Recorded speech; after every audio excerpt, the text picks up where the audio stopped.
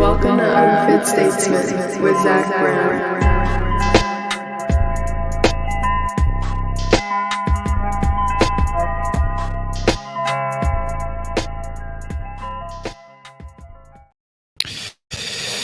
Ladies and gentlemen, welcome back to the show. Again, I apologize for the gap in episodes. It's my schedule. I'm sorry. I am sincerely sorry to those of you who have been loyal fans since the beginning and expect content on a consistent basis. I'm sorry. Have had absolutely zero time over the past few weeks. And it's not even just like the weekends when I do it. It's like throughout the week, I have no time to even come up with a single fucking, like, I can't even think about, what I'm going to talk about when I do it. So even when I have an hour, like I do right now, to do it, I'm like, I haven't even thought about what the fuck I'm going to talk about. And really, quite honestly, be 100% honest with each other, there's not really a ton to talk about. It's like, this idea of doing a daily or weekly political podcast, it's such an inane thing that that people feel the need to do to express their political opinion weekly. What could have possibly happened throughout a week that you feel you need to express yourself because you have some transcendent political point to make about it that people haven't already thought of on their own?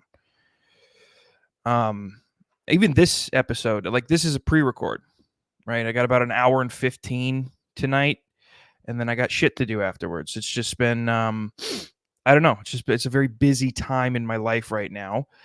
And so moving forward, I think what I'm going to do is, I will adhere to this. I'm not going to be as flaky as I have been over the past two episodes. In particular, I'm going to do one every other week moving forward, at least for probably April and May. And then we'll see, like, June, July, August. We'll see what the summer brings. Ideally, some more free time. And then we could go back to a weekly episode. But from now on, there will be a semi-weekly episode. It'll be an hour and whatever. And yeah. But I'm glad I got this weekend because it's Beaster. It's Beaster. Christ has risen, folks. Christ has risen. Don't tell the Jews. They would be furious to know that the gentleman that they had crucified was resurrected after 3 days. I would be upset if I had a gentleman crucified against kind of the will of the Roman leadership, the Roman judicial system. And then he just crawled out of a fucking cave after 3 days. That's irritating. No wonder they complain a lot. I would complain.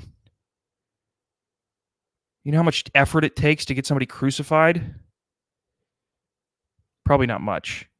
I wonder how easy it was to get somebody crucified in Rome. In Rome, the time of Jesus Christ, how easy was it to get somebody crucified? You probably had to... You had to be a Jew. You had to be... But come on, he's causing a scene. He flipped the table in the town center. Do you know how much merchandise I had on that table? He broke my vase. That was my grandmother's. My bubbies. But yes, it's Beaster. Happy Beaster. And it's a time of celebration. Rejoice in our Lord and Savior, Jesus Christ. Take that, Jews. Take that, Jews. Speaking of Jews, here's a video. And this video stems from the Candace Owens Daily Wire conflict. And if you don't know what it is, I don't care. I don't give a fuck about it. I don't care about Ben Shapiro. I don't care about Matt Walsh. I don't care about the other guy that founded Daily Wire. I don't care about Candace Owens. I don't care about Jews. I don't care about Christians. I don't care about Palestinians. I don't care about the Irish that are supporting Palestine. Okay? I don't care that the fucking princess whoever, the white one, is dying of cancer. I don't care. I don't care. It's just I'm a cold observer. I'm a cold observer. I forget which poet wrote kind of an ode to the cold observer. May have been Edgar Allan Poe. I forget. Literature is quite gay. Caring about the conflict between Ben Shapiro and Candace Owens is quite gay. But being a cold observer is not gay. It's one of the most straight things you can do. And as a cold observer, I have noticed bizarre behavior amongst one fellow who I didn't know existed until this started. This weird thing about, there's been some people on the right and people who people like Candace Owens who are Christians and who are conservative, who have kind of questioned the amount of money that we're pumping into Israel. Well, they're clearly just absolutely fucking up Palestinians with no regard for human life whatsoever. And there have been people that got real wound up about that. And this gentleman right here, I believe his name is Shmuley, and I'm not joking about that. That's not an anti-Semitic joke that I'm making. His name is Shmuley. He's a rabbi, Rabbi Shmuley. And this is him celebrating the firing of Candace Owens from the Daily Wire. Let's take a look. Let's take a listen. L'chaim. Hi, everybody. Purim is a day of celebration. We feel bad for Candace Owens that she lost her job.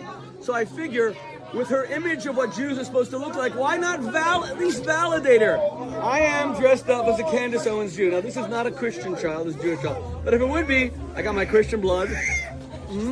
Okay, so just people who are listening only, because God forbid you ever, I know I say it every episode, but God forbid you ever do, go listen or watch the video. This is a clearly Jewish man dressed as like all the worst stereotypes you could think of as a Jew. He's got Israel flags as eye black or cheek emblems. I don't know. He's got a shirt with dollar bills on it, $100 bills on it. He's got a fucking long, like, fake Jewish nose. And he's got writing on the money shirt that says the Candace Jew. And he's holding a child. The poor child has to be in this.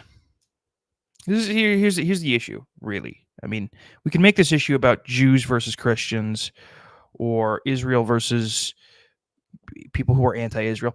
The real issue is people over 40 creating content. This is the real issue. I'm going to continue to play this. I watched it once a few days ago, and I can't remember what he says after this. I think it gets worse. But the real issue is when you give a 45-year-old Jewish man, like really Jewish, access to like fucking TikTok and Instagram, this is, well, now we get to reap what we sow. We get to reap what we sow. Right? This is the consequence. This type of shit is what is going to manifest if we continue to allow older millennials and Generation X unfettered access to social media and content creation. We deserve what we get. Okay? Spicy, delicious. I got my Jewish nose. I have filth, because Jews are all filth. And more than anything else, what does 80 have? Money! Yeah, we Jews are all about money! All about the Benjamins. Wait, wait. All about the Benjamins. Wait, I'm getting a little bit thirsty. Where's the matzah? I don't want to finish the whole thing and not mix it into the matzah. So can someone just bring me? She did say, one second, she did say that I was getting, she liked that tweet that I'm getting drunk on Christian blood. So let's do it the right. L'chaim. Oh, so good. So good. V'nafuchu, poor is the day that our enemies fall, my brothers and sisters. This is the way they want us to look. I'll do it for one night. I'll indulge them. If it floats their boat, Where's why your not? horns? Where's Oh, your my horns? horn. forgot They're covered by my yarmulke. Ah. Okay, happy Purim, everybody.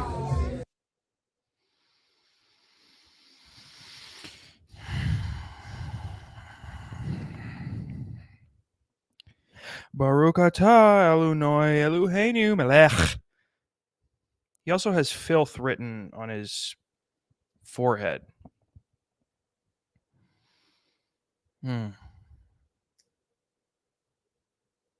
Yeah, I don't know. I don't know how this makes me feel. This guy's clearly unhinged, and that's fine. I enjoy ingesting content created by those who are unhinged. It's not the issue. It's just like, I guess how many people. I'm curious to know, like, how many people watched this video and were like, yeah, that's good, that's funny. We're getting back at the anti-Semites who hate Israel. I'm curious to know. Because it's a knee-jerk reaction to just go, this guy's, well, not knee-jerk, it's rational analysis to go, this guy is unglued from any type of, not even reality, but any type of orbit to reality. He's not even close to it. Because anybody with just fucking a grain of rice of self-awareness would watch that back and go, yeah, I gotta at least redo it. Cut, take two.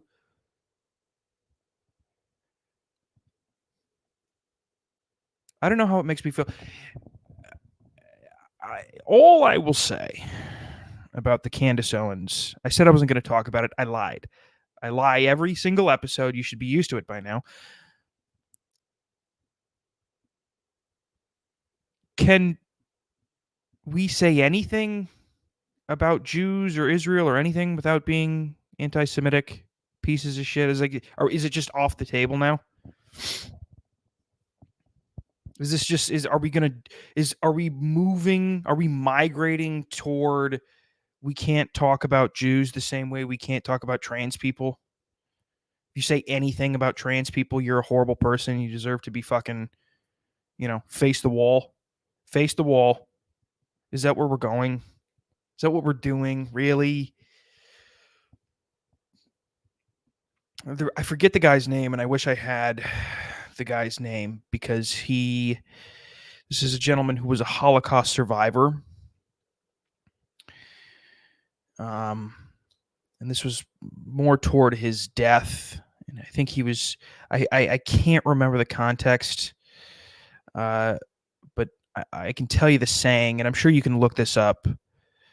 But he said, this is a Jew who went through the Holocaust. He said, anti-Semitism used to mean people who hate Jews.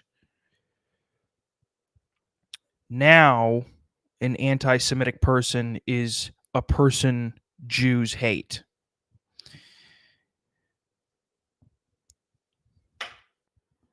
Great. I'm glad I got all the fucking criticism of Israel and Judaism in within the first 15 minutes. I'm sure that'll be good for YouTube. That's all right. That's all right. You get the Jew talk out of the way early, folks. That's how you streamline racism. I'm streamlining anti-Semitism. I'm streamlining racism. I'm creating business continuity with my prejudice. I'm a bit of a business consultant. And if you can create efficiency, continuity, fluidity, efficacy, and transparency in your prejudice, you will find that over something as simple as a 3-month period, you will be more successful and flourish more than you could have ever imagined in your prejudice, in your racism, in your sexism, in your homophobia, in your transphobia, in your misogyny. You just have to stay consistent. You have to write down your goals, right? What are your goals? What are your racist goals? Do you want to manipulate enough black people into getting the N-word pass? I don't know. I can't tell you your goals. You have to decipher your own goals, but write them down and give yourself a timeline. Give yourself a deadline. Stop being afraid of deadlines. Right? If you want to be able to say the word tranny in public with no repercussion whatsoever, give yourself a realistic deadline. It's March right now. June, right? You're going to want to get it in before June. Isn't June Pride Month? End of May. I'd get it done by the end of May and work toward it. Think about what the steps that you need to take to make sure that when you go to the Pride Parade and start screaming the word tranny at half-dressed, mostly men, some of those men have breasts, that you have a plan of action, not only to succeed in not having repercussions, but you also have to have an incident response plan if you do experience repercussions from doing that. I can't tell you what goals to have, but I can tell you that writing them down and giving yourself a deadline to achieve those goals is beneficial. You say, oh, well, what if I don't make the deadline? Well, then you failed. You failed. You weren't racist enough. You failed. But that's okay. You shouldn't be afraid of failure. You know how many times you have to fail before you really succeed? I don't think you could. People don't understand. If you really want to be at the top of your game when it comes to prejudice, you have to fail and fail and fail and fail. Only those who are not afraid of failure will really succeed in their racism. It's a fact. That's why you see a lot of, kind of retarded people who are racist. They don't even know that they failed. They have no fear of failure. They can't even spell the word failure. They don't give a fuck. So they failed and they failed and they failed and they failed and they failed. And they didn't even know they were failing. They were just plugging along. Failed. They're plugging along. And then bam, Grand Wizard. Astounding. Absolutely amazing. You can't be afraid of failure, folks. And you can't be afraid of giving yourself a deadline. If you don't give yourself a deadline, that means you have your whole life to do it. And if you have your whole life to do it, then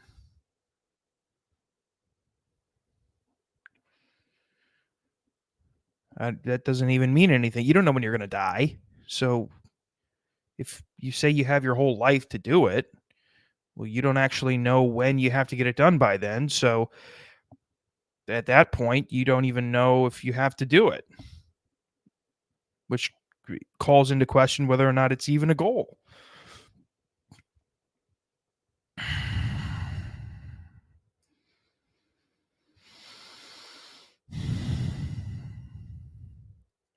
One of the most prolific and influential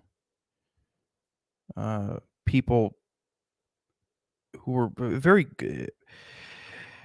driven, goal-oriented, and was very outspoken about how serious he took his goals and how serious he was on concocting a vision for progress and concocting a vision for success and hard work, all of that, positive attitude,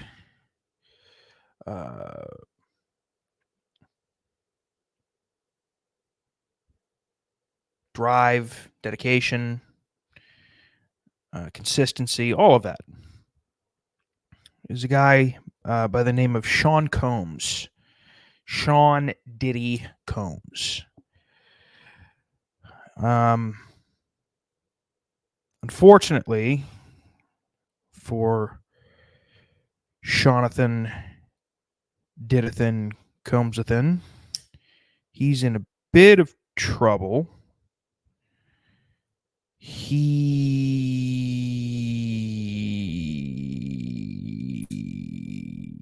A little sex trafficking. He did a little. He dabbled. He did a little sex trafficking. Okay, it's a little sex trafficking. I mean, who hasn't? Who has done a little sex trafficking?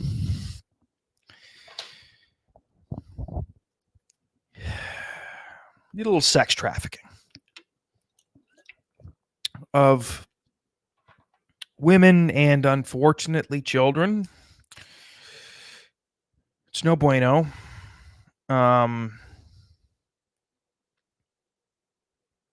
When I heard about it, I went, yeah.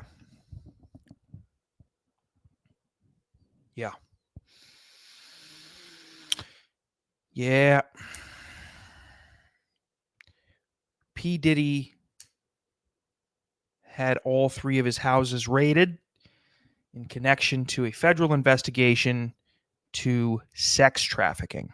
I said, yeah. Yep.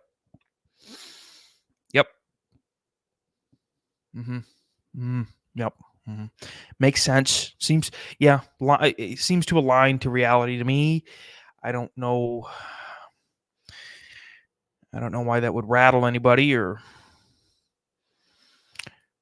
even make anybody have a second thought about it.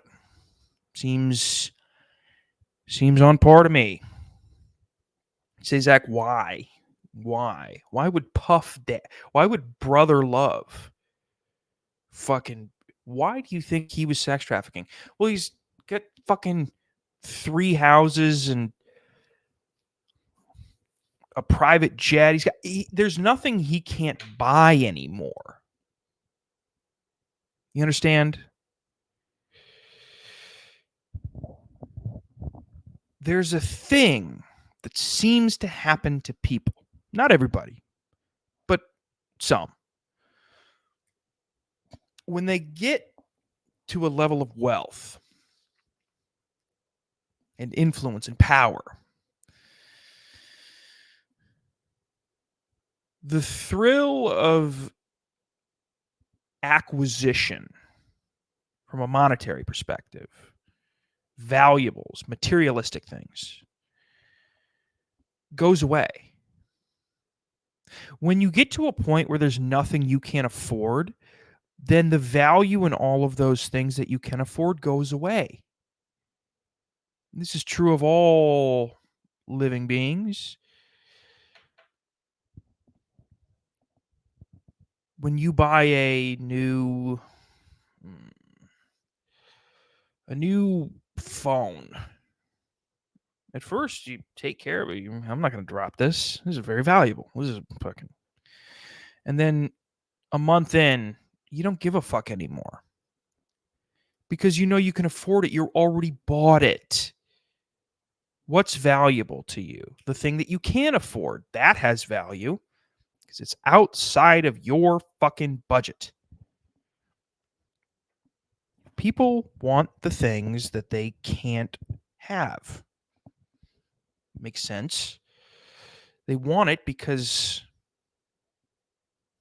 1, ego, 2, materialism, and 3, curiosity. They haven't had it before. They want it. They want to see what it's like. It makes sense. But what happens when you take all of that away from a buyer's perspective?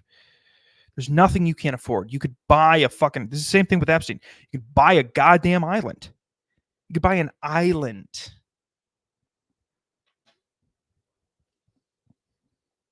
There's really nothing else to buy. So how in the hell are you going to have any sort of rush anymore? How the hell are you going to have any sort of anything to look forward to?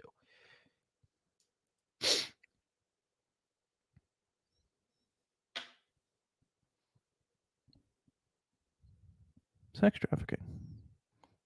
It seems like, anyway. It just seems the way that these people go. Listen. And by the way, I'm not over exaggerating the ties and the similarities to Diddy and Epstein.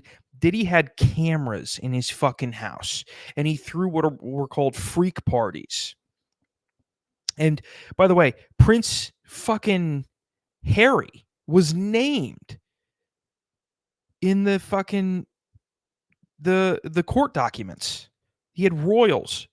He had fucking celebrities, and he had hidden cameras around his house while they had underaged, I think, girls, maybe boys, I don't know, performing sexual acts on the guests. Sound familiar?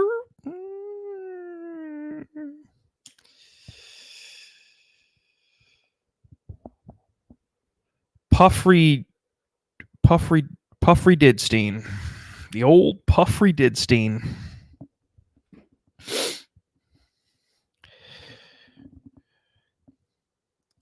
It's the law of diminishing returns. There's only 2 places you can go once you can buy everything to get that rush. You can either overdose on drugs or start a sex trafficking ring. Have the most control over people that you could ever imagine. And control in different ways, almost. Control in the people that you're trafficking. Control in the people that you are inviting to your parties. You know, putting them in compromising positions and having the evidence to back it up, and then blackmailing them. That's another form of control. And then there's another form of control of doing all of that and not getting caught.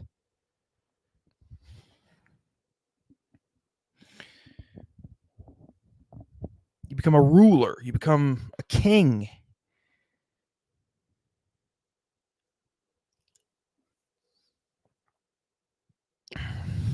Outside the legal bounds of any country. You become you're kind of your own thing. You're a dictator. You're your own nation. You're working and operating outside the bounds of civil law. Or so you think. hens come home to roost, or the roosters come home to roost, or somebody comes home to roost. I don't know who it is. Somebody's coming.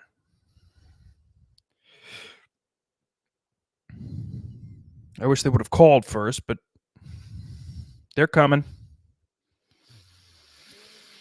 Yes, they're coming. And so people go, Diddy, I can't. Can you believe all this shit with Diddy? Yeah, I can believe all that shit with Diddy. I can. I'd be shocked if a gym teacher from Ohio making $60,000 a year made that all to happen. I would go, hey, you know what? I'm pretty shocked. That's wild. I'd say that's a little wild. That's a little bizarre. That's a little absurd.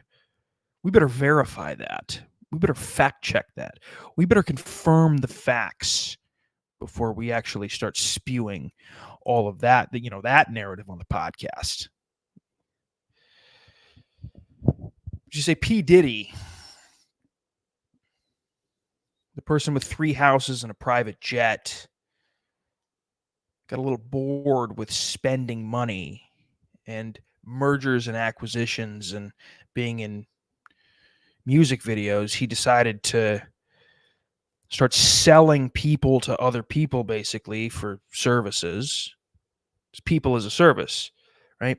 Everybody's heard software as a service, right? He's people as a service. He was the innovator in people as a service. Not the inventor. By no means. Prostitution it's a very old profession. Too Short was heavily involved in people as a service. You could also classify slavery as people as a service.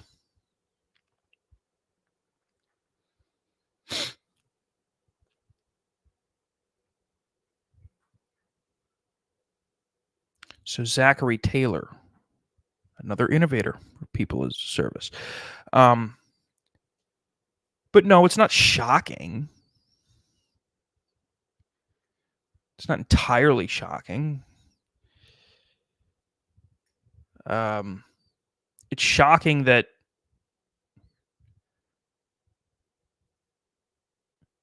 QAnon is getting more and more correct, oddly enough. Those retards. I mean, a broken clock is right twice a day, or is it once a day? I think it's twice a day. A broken clock is right twice a day. And I think QAnon got Epstein, and they said that Hollywood was full of pedophiles. They said that the political class was full of pedophiles. That's 2. There's your broken clock. We've orbited. We've the big hand and the little hand have made their way full 360 on the QAnon clock, and they were right twice.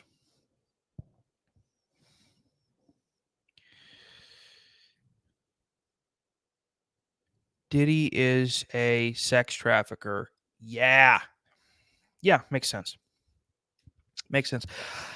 I don't. In fact, I am more concerned about Warren Buffett. Warren Buffett is I think he's a billionaire. Maybe he's not a billionaire. He's close. And he lives in like a 4-bedroom, 3-bathroom in Omaha, Nebraska. What the fuck are you doing? Are you outside of your mind, Warren? What are you doing? Although that is how you could probably preserve your morality as a billionaire, is just stop spending. Because if you keep spending, you're value in things and relationships will dissolve, and you're going to have to start sex trafficking people. I mean, listen, that is the final. It's the final wealth boss. It's the final boss of wealthy behavior, is sex trafficking.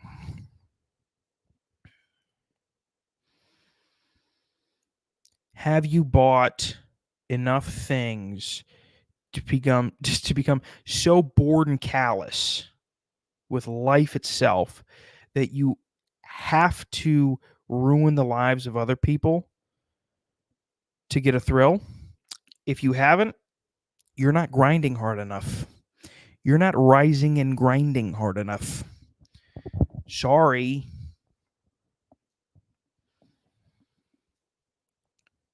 A lot of you soft fucking soy boys out there don't want to hear this, but unless you're ruining the lives of children and women and selling them off into some fucking sex trafficking ring and then blackmailing the person who had sex with the underage girl by taping them and then showing it to them and saying, you work for me now, unless you're doing that to get a thrill, sorry, work harder.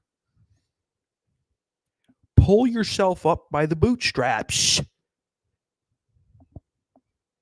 Unless you've lost all emotional connection to every person around you and have no intent of buying anything other than just enough water and just enough food to get by, and the rest of your investments have gone into an underground sex trafficking ring that are harming little girls and boys and women and are putting politicians and entertainers and people in the upper echelons of society into compromising positions, which then you leverage to control them and influence them to make things go your way politically and monetarily and socially and in the entertainment sector. Why are you talking to me then?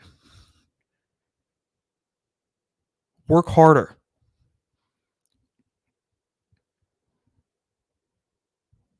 Why are you even sleeping if you're not in a position to be doing any of that? If you're not in a position to be doing any of that and you're sleeping, sorry, lazy.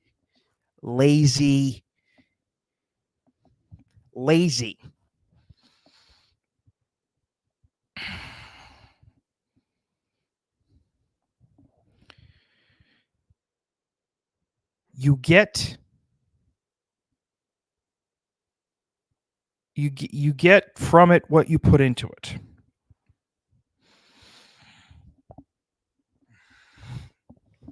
Ow. I had a cramp in my neck. You get from it what you put into it.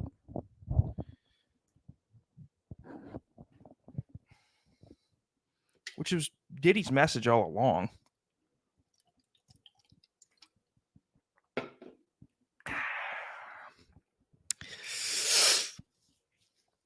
But that's what I have to say about that. I'm sure he'll be charged, and I'm sure all the people who were on his list won't be. I'm sure it'll be a very similar situation because there was a list from what I'm hearing.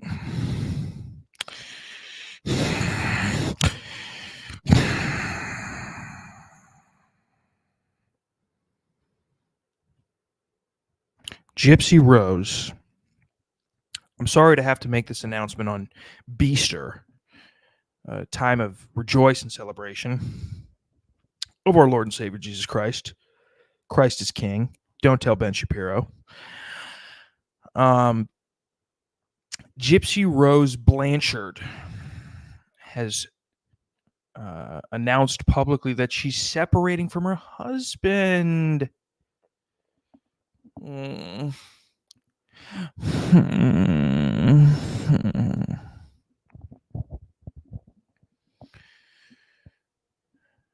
Now who's going to Munchausen by proxy her box? Come on, fucking kidding me right now? Are you fucking taking a shit on my dick right now? I'm on fire. If you don't know what Munchausen by proxy is, and you don't know how it applies to Gypsy Rose, rise and grind. I'll give you a brief summary. Gypsy Rose was a little girl who Munchausen by proxy is where you I I guess I don't really know what it is, but I can tell you the story. The mom kept like poisoning this girl to make her seem sick, and then she kept telling the girl, Gypsy Rose, that she's sick to get attention, basically. And like they went to Disney World on a Make-A-Wish thing. Like it's very the mother of Gypsy Rose was mentally ill, and she was telling Gypsy Rose that she was sick and like poisoning her. I think or she was doing something to fuck her up. And Gypsy Rose found out like later in life. I think she was like 15 or something, 16. She found out that she was not sick and her mother was lying to her. And her and her then boyfriend conspired to kill her and did kill her. And the boyfriend is still in prison. And Gypsy Rose got out like 6 months ago, 5 months ago, something like that. And I guess she had somehow got a different boyfriend or husband. They had married in prison or something. And then now they're separating. And so when I said, who's going to Munchausen by proxy her box now?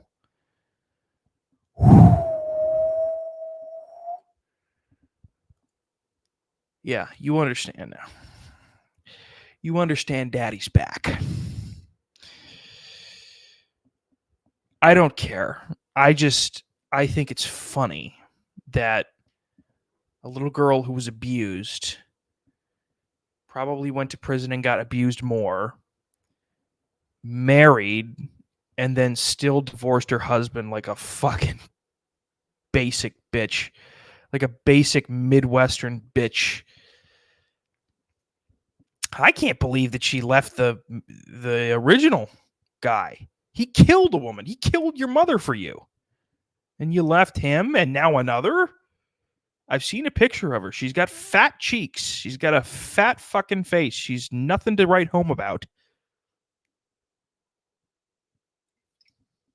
She's a bold woman. Especially with, I mean, yeah, it would be one thing if you can't have a fat face and beady little eyes.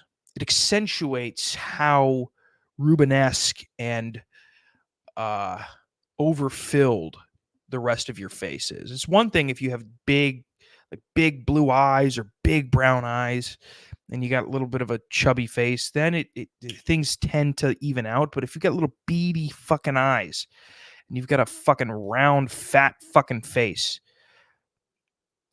it's overly noticeable. And so the fact that she's just leaving people left and right, I mean, Gypsy, first of all, Gypsy, change your first name, okay? Change your first name. It's not cute. You aren't attractive yet.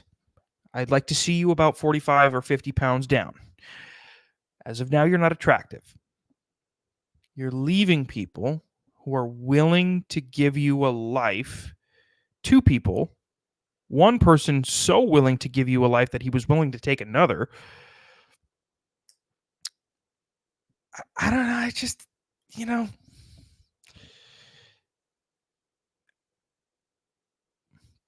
don't play it so fast and loose, Gypsy.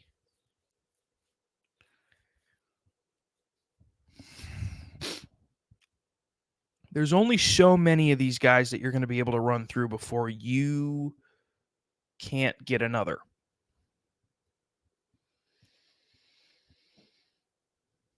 That's all I'm saying. Be careful.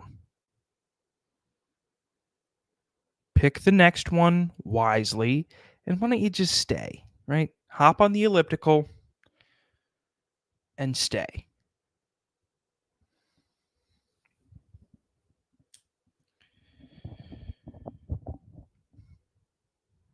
No.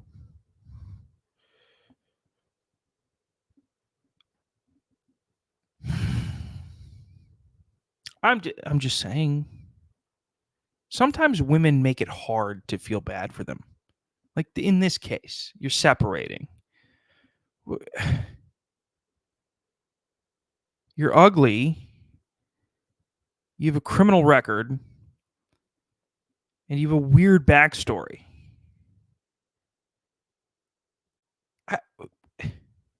And you're leaving guys. You make it difficult to feel. This is like when women go to the gym in nothing, basically, a sports bra and tight shorts that might as well be underwear, and then go, there were men looking at me. It's like, well, yeah.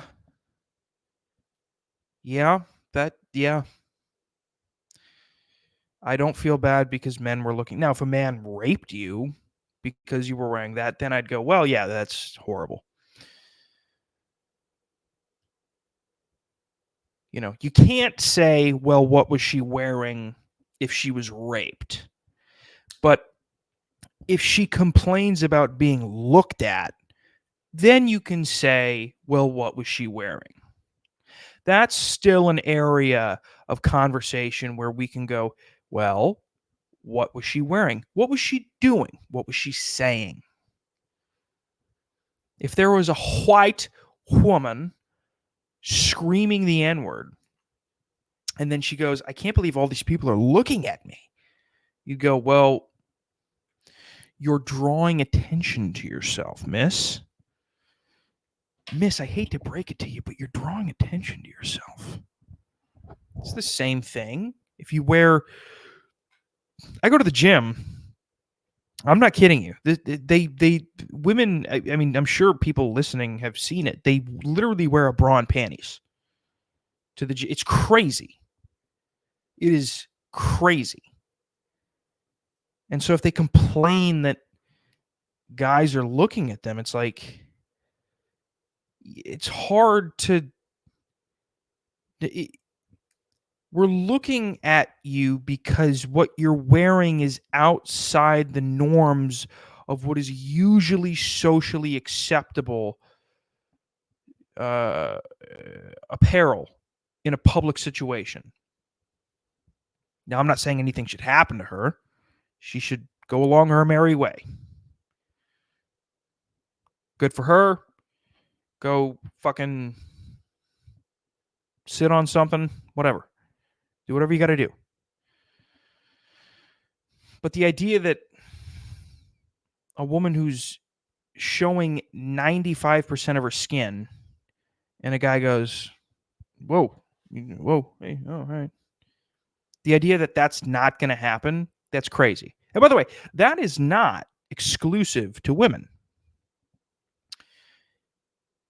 I have seen, my gym is full of fucking whores, women and men, just fucking sluts, whores. Absolute fucking debauchery in there at LA Fitness. I've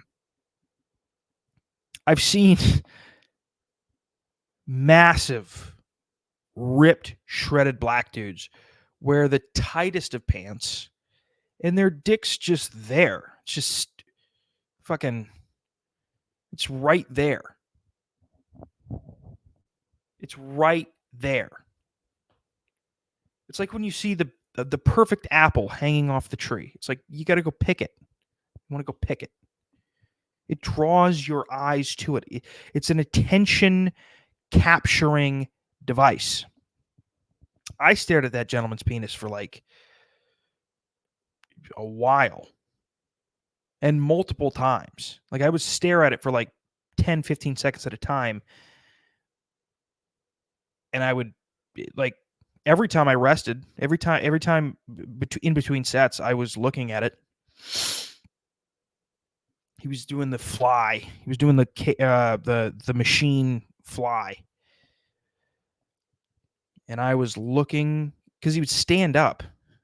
Because he would stand, and even when he's sitting down, you could see it. Just a fucking hogger. Just a fucking. I mean, it was.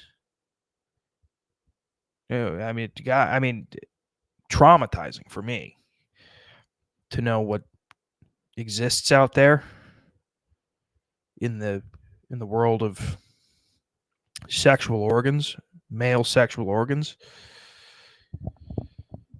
But I looked and I stared because why? Because it's not something you usually see in public.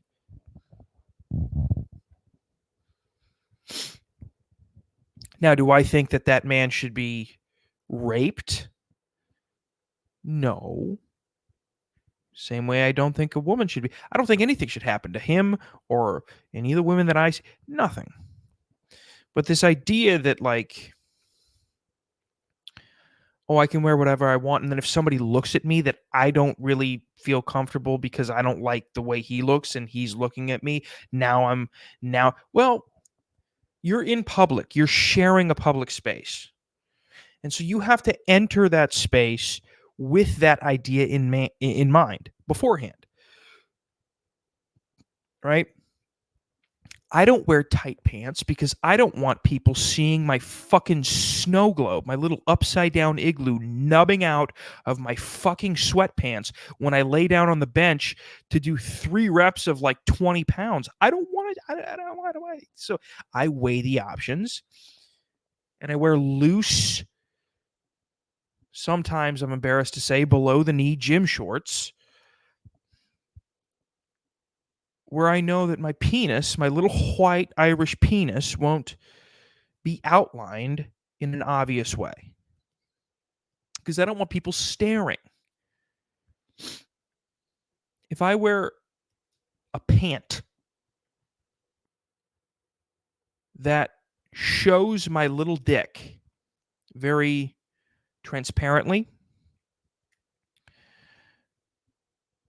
and then people stare at my little penis and I get insecure, that's on me. I'm sharing a public space. I can't expect people to not look at me. Same with everybody else. If you're wearing nothing but a bra and what are basically underwear as a woman, and you get stared at, now I'm not saying maybe the people that are staring at you aren't creepy. Probably, maybe they're pervs. I don't know. Maybe they're normal. But I can tell you that even the most normal person who comes across you will give a double take because it's just not something you see in public. And gyms, for whatever reason, especially with women, they feel outside of, like, there's like the beach that women wear very skimpy things, which is fair. You're getting wet. That's different. But then there's the gym, and they a lot of women, especially women who are in shape and look good, they wear almost nothing. And there's this trend on social media where they record people. They're like, look at all the guys looking at me. It's like, well, you're only wearing underwear, basically. And that's out of the ordinary to see somebody wearing in public. Yes, you're going to get some looks. If I wore a t-shirt with a logo that looked like a swastika, well, it wasn't necessarily, it was not a swastika, but it looked very similar to a swastika, I would get some double takes. Why? Because it's not something you necessarily expect to see in public. And even though, yes, like I've gone to this gym for over a year, I know every time I step in there, there's going to be some woman wearing something or next to nothing. And yet it's just still odd to see. So you look and you're like, oh.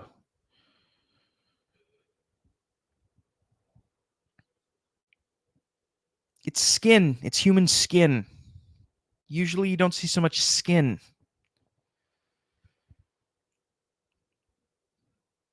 I'm still thinking about that guy's penis. There had to be blood in it. But here's the thing. When I lift, all my blood, your blood goes to your muscles. Whatever muscle you're lifting, whatever muscle you're exercising, the blood goes to that muscle. So it makes me think that maybe there wasn't blood in it. But if there wasn't blood in it, there's a point. Is there a point where like your soft penis is so long and big that it can't get really any bigger once there is blood in it? Is that a thing? I'd like to think that's a thing. Because if that thing grows, that's not fitting anywhere. That's not going to fit anywhere. That wouldn't fit in my fucking closet.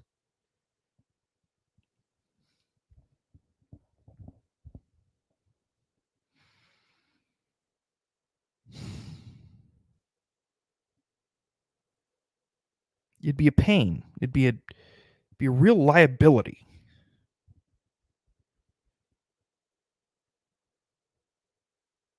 You get stretch marks.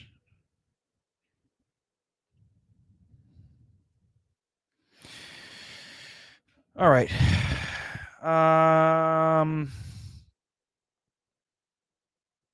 That's probably about it, folks.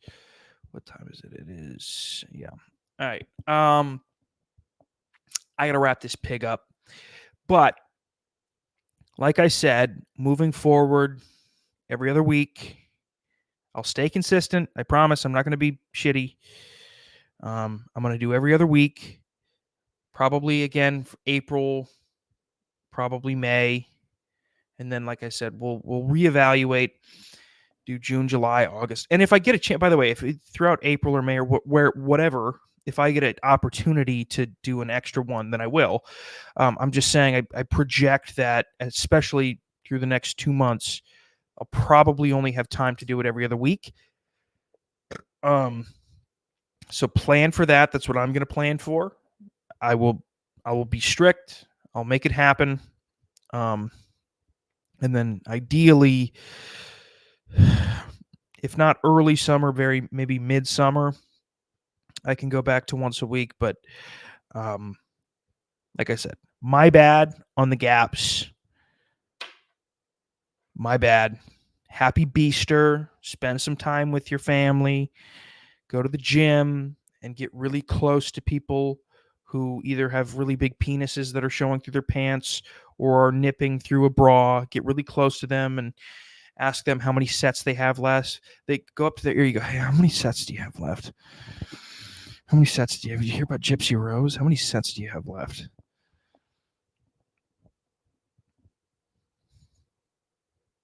Did you hear about Rabbi Shmuley? How many sets do you have left? Oh, I forgot I had this video. This is a fun video. This is a rest in peace tribute to young King Dave.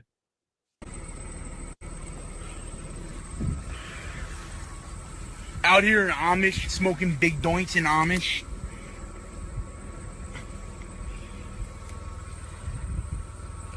Big old doinks. Gang. And we are out here in Amish, and we're smoking big doinks in Amish. And for those of you who were listening only, he was in a cornfield, and that's how he chose to describe cornfield. He said, out here in Amish, smoking big doinks in Amish. And that's what I want you to do this Easter. I want you to go to Amish, find your way. I don't care how you do it. You got to take a plane, you got to drive, you got to fucking jog, you got to David Goggins jog. Find yourself in Amish and smoke a big doink in Amish. Ben Shapiro, smoke a big doink in Amish. Candace Owens, smoke a big doink in Amish. Hey, Rabbi Shmuley, smoke a big doink in Amish. Diddy, smoke a big doink in Amish. Gypsy Rose, smoke a big doink in Amish. Hey, guy at the gym, take your big doink to Amish and smoke a big doink in Amish. Right? Happy Beaster. I love you guys. Thank you guys for listening. Like I said, I promise I'm going to be more consistent. It's going to be every other week From now on, it will be every other week. I'm not going to skip this time.